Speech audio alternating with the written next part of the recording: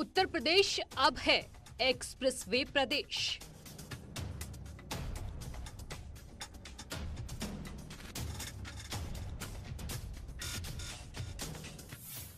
Purvanchal expressway है तैयार।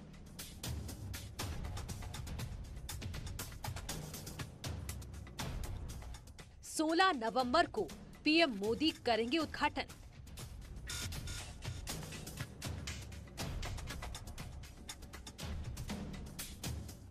$341 kilometre है लंबाई।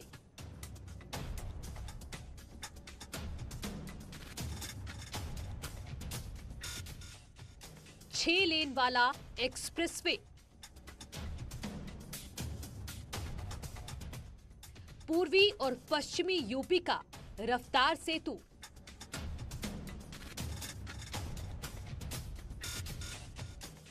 लखनऊ से गाजीपुर को जोड़ेगा expressway.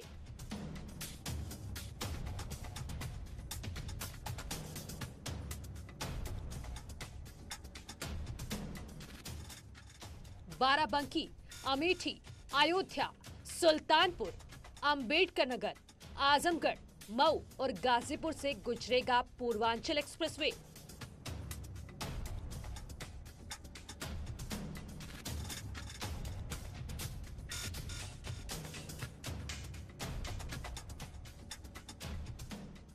PM Modi CM Yogi का है ड्रीम प्रोजेक्ट।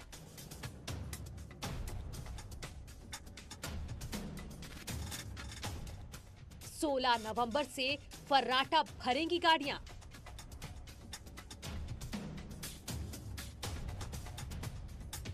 अठारह flyover, 7 railway overbridge.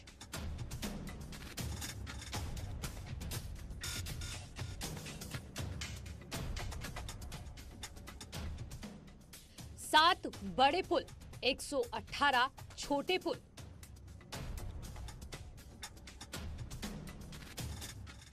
Fighter jets कर सकेंगे लैंडिंग। सुल्तानपुर में 3.2 किलोमीटर लंबी हवाई पट्टी। आर्थिक विकास को मिलेगी रफ्तार।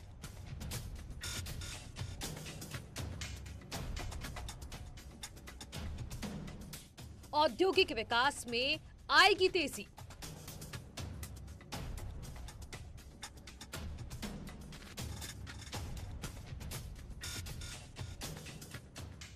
रोजगार के मौके बढ़ाएगा पूर्वांचल एक्सप्रेसवे।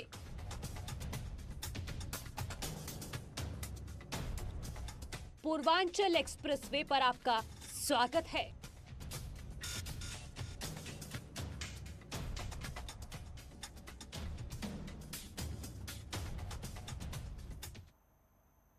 आप देख रहे हैं हमारी खास पेशकश। मैं हूं आपके साथ मनु तेवतिया।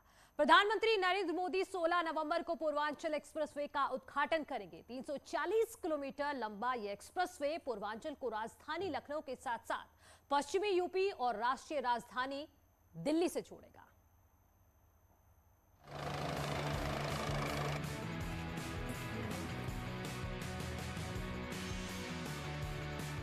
कहते हैं कि विकास की पहचान सड़क से होती है। 6 लेन का पूर्वांचल एक्सप्रेसवे यूपी के सबसे पिछड़े क्षेत्र की किस्मत चमकाने जा रहा है। लखनऊ से गाजीपुर तक 341 किलोमीटर का ये एक्सप्रेसवे 9 जिलों से गुजरेगा। सत्ता में आने के बाद मुख्यमंत्री योगी आदित्यनाथ ने पूर्वांचल में विकास को रफ्तार देने के लिए इस हाईटेक एक्सप्रेसवे का निर्माण शुरू करवाया। 16 तारीख को एक ग्रांड इनॉग्रेशन होने वाला है इस क्वालिटी एक्सप्रेसवे का। तो मैं ये अपेक्षा करूंगा कि आप सब लोग इस देश के बेहतरीन एक्सप्रेसवे का आनंद लें। 16 ऑनवर्ड्स ये ऑफिशियली आप सब लोगों की सेवा के लिए समर्पित हो जाएगी। राजधानी लखनऊ के चांद सराय से पूर्वांचल एक्सप्रेसवे शुरू होगा और बाराबंकी, अमेठी, अयोध्या, सुल्तानपुर, अंबेडकर नगर, आजमगढ़, मऊ होकर गाजीपुर तक जाएगा। वाराणसी और गोरखपुर से इस एक्सप्रेसवे को जोड़ने के लिए एक लिंक एक्सप्रेसवे बनाया जाएगा। जैसा कि हमारे होम सेक्रेटरी साहब ने बोला है कि इस एक्सप्रेसवे के बनने के साथ मऊ, अंबेडकर नगर, सुल्तानपुर, ये सारे डिस्ट्रिक्ट की कम से कम 2% ग्रोथ सुनिश्चित है, इससे कम नहीं कर रहा है। इस एक्सप्रेस वे पर 18 फ्लाईओवर, 7 रेलवे ओवरब्रिज, 7 बड़े पुल, 118 छोटे पुल, 6 toll plaza, 5 ramp plaza, 271 underpass बनाए गए हैं। सुल्तानपुर में एक्सप्रेस वे पर करीब 4.5 किलोमीटर लंबी हवाई पट्टी बनाई गई है, जिसमें आपात स्थिति में लड़ाकू विमान आसानी से उतर सकेंगे। प्रदूषण कम करने के लिए एक्सप्रेस वे पर दोनों तरफ 3,65,000 पेड़ लगाए जाएंगे। यात्रियों की सुरक्षा के लिए एक्सप्रेस वे पर advance traffic management system, CCTV कैमरे, सोलर लाइट और स्ट्रीट लाइटिंग लगाई गई है। सुविधा के लिए पेट्रोल पंप, फूड प्लाजा, पीने के पानी की सुविधा होगी। पूर्वांचल एक्सप्रेस वे के आसपास के लोगों के आवागमन के लिए एक तरफ करीब 4 मीटर चौड़ी सर्विस लेन भी बनाई गई है। मेन विकास के साथ साथ हमारे यहाँ यह है कि जब विकास होता है तो आस पड़ोस का भी विकास होता है। तो उत्तर प्रदेश सरकार ने इस चीज़ का भी ध्यान रखा है कि एक्सप्रेस वे के अलोंग जो लोकेलिटीज है, जो अर्बन एरियाज हैं, जो पॉपुलेशन से उनका भी विकास हो, उसको ध्यान में रखते हुए हम लोगों ने प्लांटेशंस पर बहुत जोर दिया सरकार ने। इस एक्सप्रेस वे के निर्माण होने के बाद पूर्वांचल न केवल लखनऊ बल्कि पश्चिमी यूपी और दिल्ली से जुड़ जाएगा, यानी कि दिल्ली से बिहार तक सीधे आवागमन होगा। भविष्य में इस एक्सप्रेस वे को 6 लेन से 8 लेन करने की योजना है। लखनऊ के चांसराय से निकलने वाला ये एक्सप्रेसवे यहां से होते हुए बाराबंकी, अंबेडकर नगर, सुल्तानपुर होते हुए गाजीपुर तक जाता है। यानी कि अगर देखा जाए तो फिलहाल तो ये 6 लेन है, लेकिन भविष्य में इसे 8 लेन करने की भी गुंजाइश है, जिसकी तैयारी अभी यूपी सरकार की ओर से की गई है। माना यह जा रहा है कि इस एक्सप्रेसवे के बनकर तैयार होने से जहां पर पूर्वी उत्तर प्रदेश से पश्चिमांचल की नजदीकियां बढ़ जाएंगी, तो वही दिल्ली से बिहार का सफर भी ज्यादा आसान हो जाएगा। इसका निर्माण Uttar Pradesh industrial development authority यानी कि यूपीडा कर रहा है। यूपीडा ने एक्सप्रेस वे के निर्माण में करीब 600 करोड़ रुपए बचाए हैं। एक्सप्रेस वे के निर्माण कार्य को 8 पैकेज में बांटा गया है। पहला पैकेज लखनऊ के चांदसराय से बाराबंकी से संसारा तक 40 किलोमीटर तक है।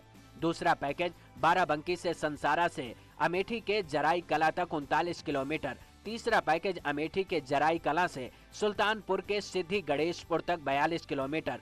चौथा पैकेज सिद्धि गणेशपुर से संसारपुर तक 42 किलोमीटर। पांचवा पैकेज सुल्तानपुर के संसारपुर से आजमगढ़ के गोविंदपुर तक 54 किलोमीटर।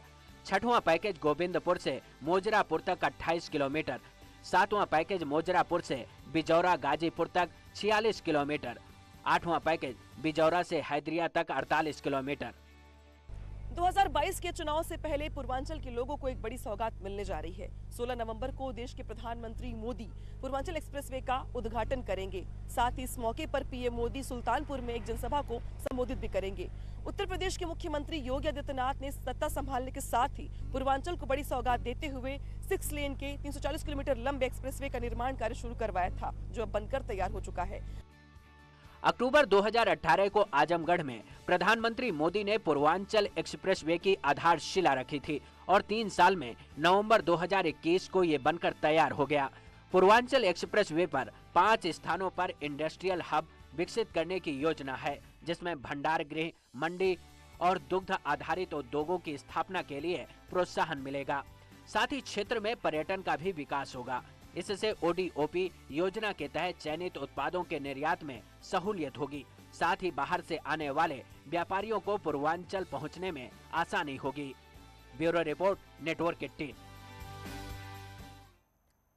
और इसी बीच एक बड़ी खबर आ रही है। पीएम मोदी और सीएम योगी को धमकी दी गई है। दोनों को बम से उड़ाने की धमकी। यूपी 112 कंट्रोल रूम के ट्विटर हैंडल पर धमकी दी गई। दीपक शर्मा नाम का ये ट्विटर अकाउंट है जिससे धमकी दी गई है। मामले की जांच में क्राइम ब्रांच फिलहाल जुटी हुई है। तो ये बड़ी खबर हम आपको बता रहे हैं। एक ट्विटर हैंडल है जिसका नाम है दीपक शर्मा और मेरे सहयोगी ऋषभ ज्यादा जानकारी के साथ जुड़ गए हैं। और क्या डिटेल है ऋषभ दीपक शर्मा नाम के शख्स के बारे में? देखिए, जो जानकारी मिल रही है उसके मुताबिक क्राइम ब्रांच ने खोज लिया है, तलाश लिया है कि वो शख्स कौन है जिसके ट्विटर हैंडल से इसको धमकी दी गई है पीएम मोदी और सीएम योगी को बम से उड़ाने की। और अब क्राइम ब्रांच इस जानकारी में लगी हुई है या कि ये कोई साजिश है या शरारत है। हालांकि अक्सर ऐसा होता है, चूंकि उत्तर प्रदेश के मुख्यमंत्री योगी आदित्यनाथ एक बड़ा हिंदू चेहरा भी है, बड़ा ब्रांड है उनको अक्सर धमकियां मिलती रहती हैं। तमाम लोगों की इन मामलों में गिरफ्तारियां भी हुई हैं। लेकिन जिस हिसाब से चुनावी सरगर्मियां चल रही हैं और जिस हिसाब से टेररिज्म के अलग अलग मॉड्यूल बीते दिनों यूपी एटीएस ने पकड़े हैं, लिहाजा इसको गंभीरता से लिया जा रहा है और आरोपी की गिरफ्तारी में क्राइम ब्रांच जुटी हुई है। जी ऋषभ, ये बताइए कि दीपक शर्मा को लेकर अभी क्या कार्रवाई की है पुलिस ने? क्या हिरासत पे लिया है या सिर्फ जानकारी मिली है कि दीपक शर्मा आखिर है कौन? देखिए, जो अभी जानकारी मिल रही है उसके मुताबिक कोई ये फर्जी अकाउंट बताया जा रहा है। ये किसी और का हो सकता है, बनाया दीपक शर्मा के नाम से है, ऐसी जानकारी मिल रही है। दीपावली के दिन ये ट्वीट किया गया था और बम से उड़ाने की धमकी दी गई थी। लिहाजा मामला पीएम और सीएम से जुड़ा हुआ था, गंभीरता से लेकर जांच की गई है और जो हमारे सोर्सेज बता रहे हैं उसके मुताबिक कुछ कंक्रीट हाथ में लगा हुआ है, जिसका जल्दी खुलासा करेगी लखनऊ पुलिस कमिश्नरेट। ठीक है ऋषभ, बहुत शुक्रिया आपका तमाम जानकारी के लिए। और यार रुक रहे एक छोटे से ब्रेक के लिए, जल्द लौट रहे हैं कुछ और खबरों के साथ।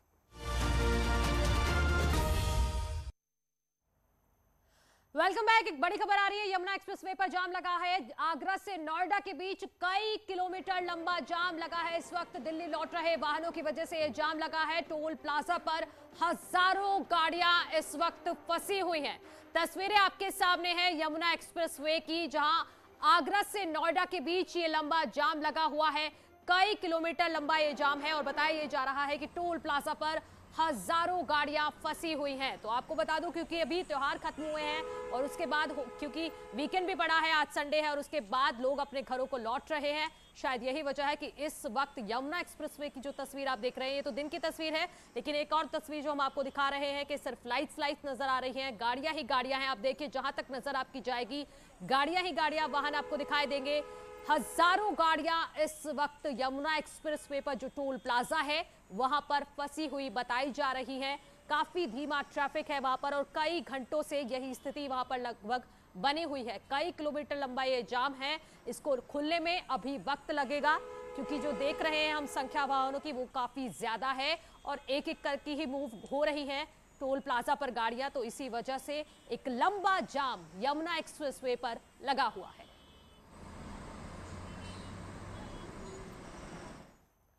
और कुछ ऐसी ही तस्वीर ग्रेटर नोएडा में नेशनल हाईवे 91 पर लुहारली टोल प्लाजा पर सिकंदराबाद में भीषण जाम लगा हुआ है। यहां करीब 3 किलोमीटर लंबा जाम लगा है। जाम में फंसे वाहन चालक में हाहाकार एक तरह से मच गया है। टोल कर्मचारियों को नहीं दिखाई दे रही लंबी लंबी लाइनें, ये आरोप लग रहे हैं। टोल प्लाजा के दोनों तरफ भीषण लंबा जाम लगा हुआ है। दादरी पुलिस मौके पर वाहनों को निकालने में जुटी हुई है। फास्टैग भी ठीक तरीके से काम नहीं कर रहा है, जिसकी वजह से दिक्कतें हो रही है, ये बताया जा रहा है। और बुलंदशहर की तरफ से आने वाले वाहन भी फंस गए हैं।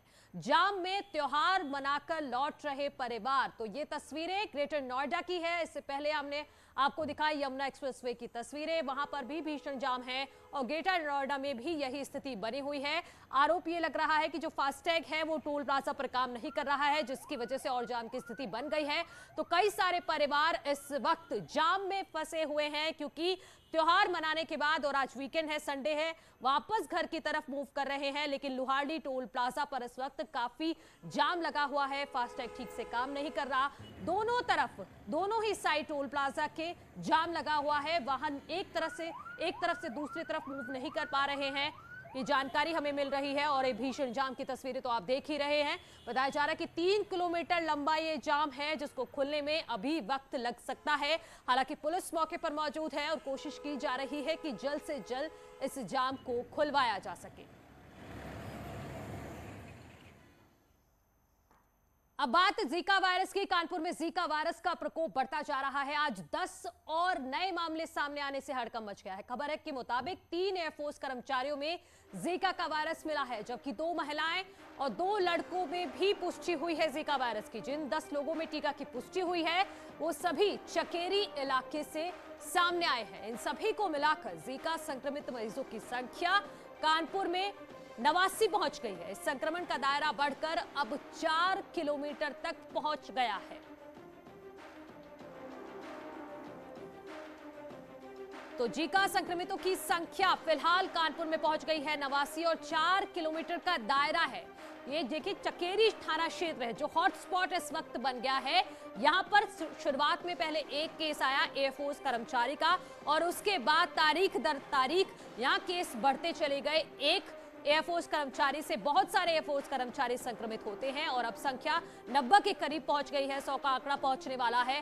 हालांकि प्रशासन की तरफ से फॉगिंग कराई जा रही है। तमाम तरह के जो सुरक्षा के लिए इंतजाम है वो किए गए हैं कि किस तरह से जीका वायरस से ज्यादा लोगों को बचाया जा सके।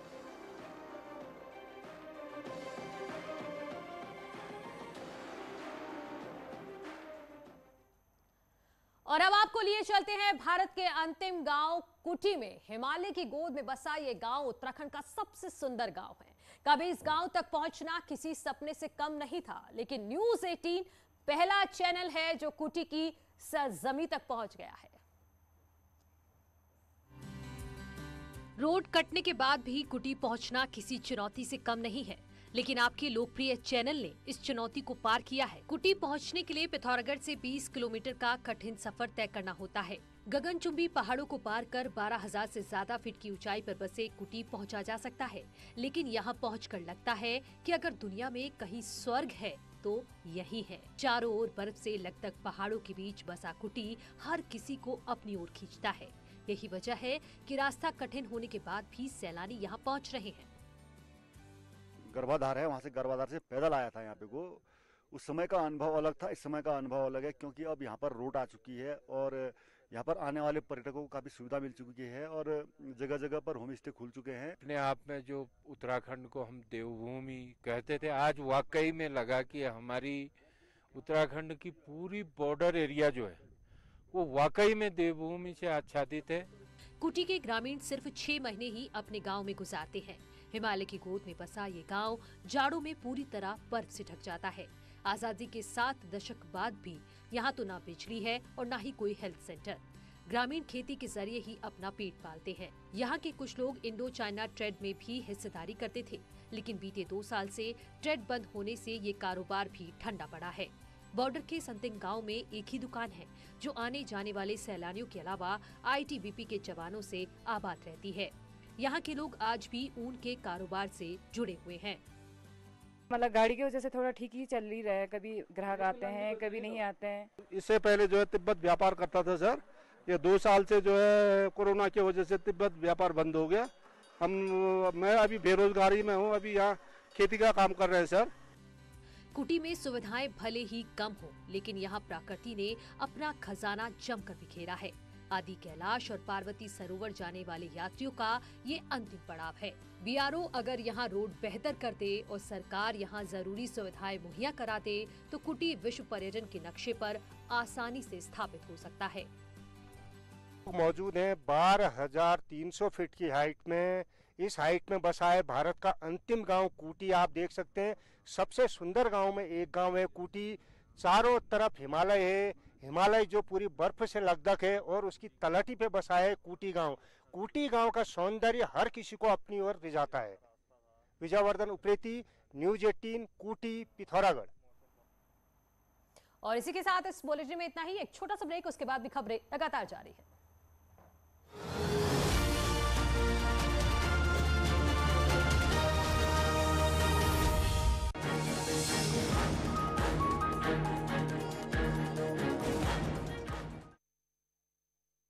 पेट्रोल